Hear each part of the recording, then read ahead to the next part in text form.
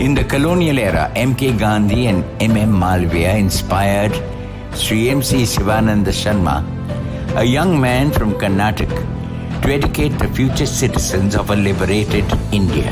In 1940, he envisioned this dream with a single classroom of just 6 students in Bangalore. Sri D.A. Pandu then took on the baton of RV with the same fervor. For 81 years, their passion to educate thrived from that classroom of 6 students with an overwhelming community of 6 lakh scholars, staff, and professionals today.